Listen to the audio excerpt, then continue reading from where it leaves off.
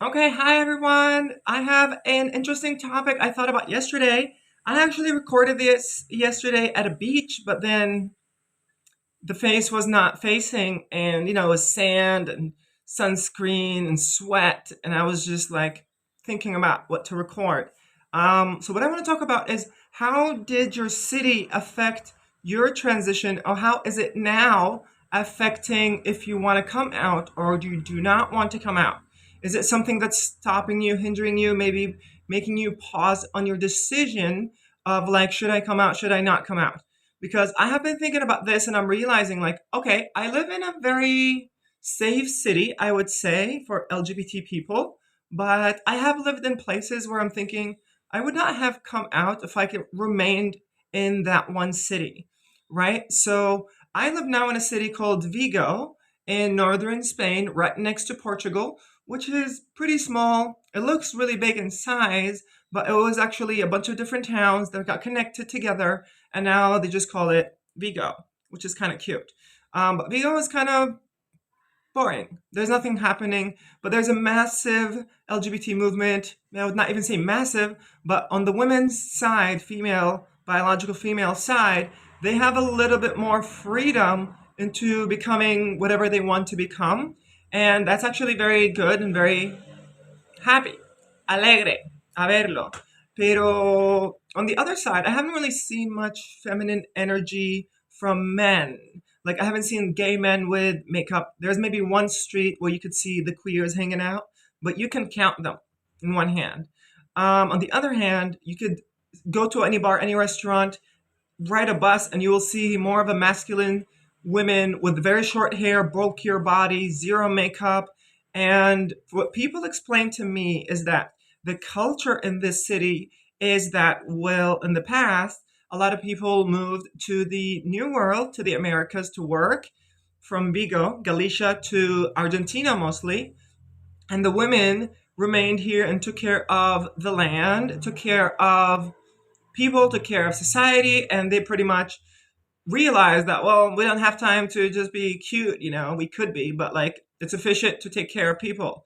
So they have to work the land. So they did not have maybe great hair because it takes time to take care of it. Maybe you get stuck in something. Also, it's very windy here, so it's very annoying to actually have long hair. That's why I'm usually on these videos, I'm just putting my hair up because it's just getting out of control. On the other hand, the city before this was Granada, which is in southern Spain. Now, Granada is a special city. I would not have come out in Granada, not as gay nor as trans. It's still kind of partially very Africa, because it's the last Muslim city before the Reconquista, of like the Christians taking over Spain over again. So there's still a lot of Muslims, Arabs, and Arabic Muslim culture remaining in that place, meaning no LGBT, no gays, and there's still like a bunch of signs that I actually haven't seen in my city, kind of nice, of no violencia machista, which means no sexist violence, which happens a lot in the south, in Andalusia mostly, which is the link between Africa and Europe. And you don't really get to see it here in the north as much. Violence does occur against women and probably LGBT folks, but maybe not as much. I would not have come out in Granada, not a safe place. Before that, I was in Barcelona. Barcelona was definitely queer. Like, even when I first moved there, I was a bit shocked of like, wow, there's so many gays and queer people here, women of different colors, men of different colors, and people are not afraid to show it. People making out on the streets, people showing, too much color and not afraid of it. Um, I would definitely come out in Barcelona, but I would probably avoid certain places like El Barrio Raval. And that's where the foreign slash Muslim population lives.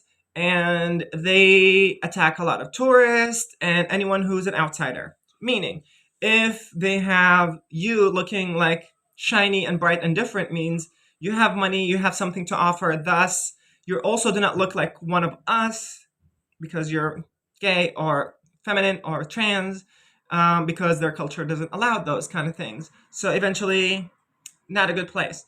But if you go to a Champla, which they call it gay Champla, kind of cute. That's a good place to maybe hang out. A lot of women also live there and they feel very, very safe. That's the gay neighborhood. If that's not good enough, you can go to other neighborhoods up north in Gracia, which is kind of hipster, or on the outskirts. I think it's not that big of a deal. I haven't really lived there that much, but depends. Before Barcelona, I was in China in a city called Hangzhou. So Hangzhou is a tier two city, which means it's not very, very big, but it's medium sized for China, not for the world, because it has like 11 million people now. Yeah, that's a lot of people.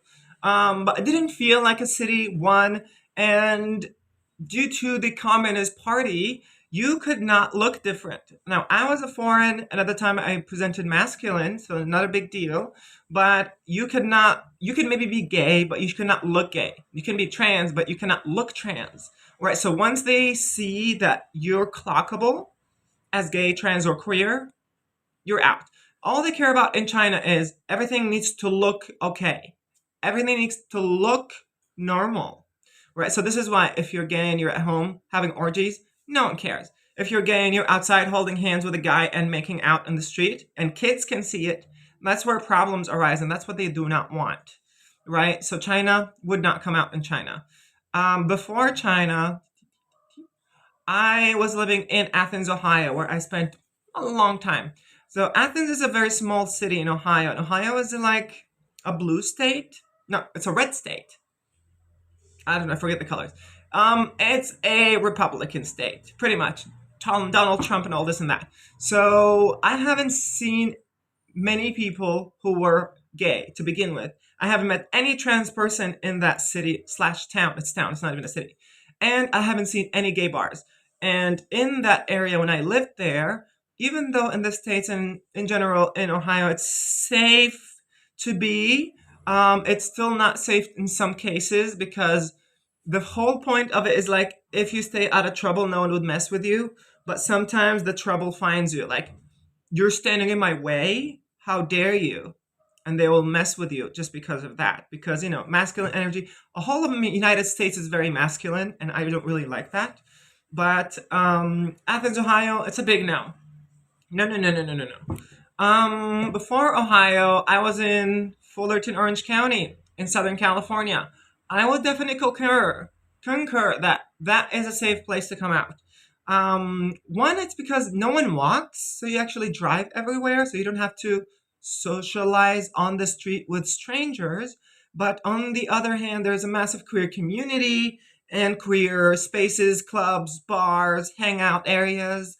So it's not something that's unheard of, and it's not something that people also judge as bad because gays are definitely very successful and lesbians and the queers are usually people who bring something new to the table. So in LA, it's something wanted. Um, Besides that, where I grew up as a child was in Kuwait, and Kuwait has only one city. California. I would definitely come out in California. Kuwait is a very small country with only one city. It's a one city state. So it's not a good place to live unless you only care about money. If you want to make money, sure. Go back to the closet for 2 years. You make money, no taxes, and it's okay. It's pretty safe if you're conforming. Hetero women, hetero men, cis. Once you come out, it's a problem. The law, it's actually shocking. The law says it's illegal to be gay, man to man, but it's kind of legal to be a lesbian because, like, what do you have there? Nothing matters. Also, it's a Muslim country where women are treated as lesbians, so we don't care about you women. You don't matter. But men, you're not supposed to. So it's not like a death penalty country. I think you will get 7 years in prison, max, or 8 or 10 years maximum or something. But you will definitely get harassed. You get harassed by the police. You'll get harassed by the people. You'll probably have a difficult time getting a job. You'll have people following you if you're a gay boy and pretty much grabbing anything they could grab. So you can be one person and you have a group of like 15 boys chasing you and you don't know who's touching who. And that's kind of the secret so that no one gets caught. But not a good place. Trans women, also horrible because you cannot be a woman and you're not supposed to be a woman, and that's gay. Because if you're, say you're a trans woman, you're sleeping with men, that means you're just gay and you're putting makeup and sleeping with men, which is also illegal, like we talked about.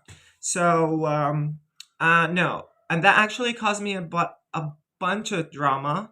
Uh, that's why I came out at the age of 30, because, like, in my childhood, my parents were like extreme, not extreme, but like definitely on the Muslim side, that praying 5 times a day.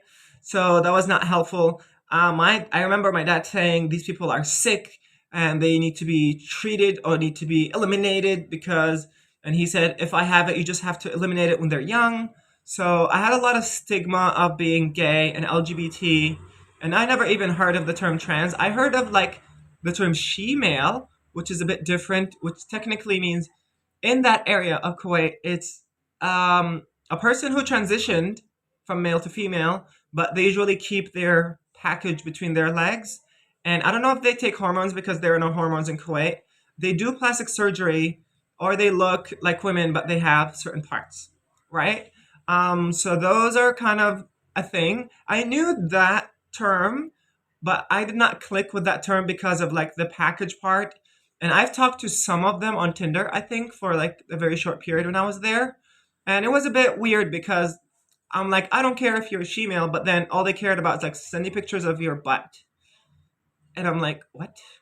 You look like the girl. Why do you want to see my butt? But yeah, eventually it was a sexualized term with a sexual minority in a certain sense. But no, would not come out in Kuwait whatsoever, or any Muslim country to begin with. That's not safe for you. Do not go to any Muslim country. Islam is not great. I don't know what people are doing with Palestine. I mean, I want people to stop killing people, but like Palestine is also a Muslim country and not great for LGBT people. Dubai also not great. Do not go there. Qatar, I've heard a piece of news, spicy news, that in Qatar, what is it? An undercover police officer went on Grindr, created an account, and started hunting down gay foreigners. So they got this guy from England slash Mexico, dual nationality, and they trapped him and sentenced him to the death penalty until the embassies of both countries talked to them about it, and they said like, yeah, well, you trapped him. So maybe he didn't want to, but then you came here and pretended that this is something that needs to be said. And Corley, not good. Okay, I'm gonna head out. Let me know what you think about your city and other cities, or which cities do you think are good for people to come out, and your family situation, and all this and that. See you later.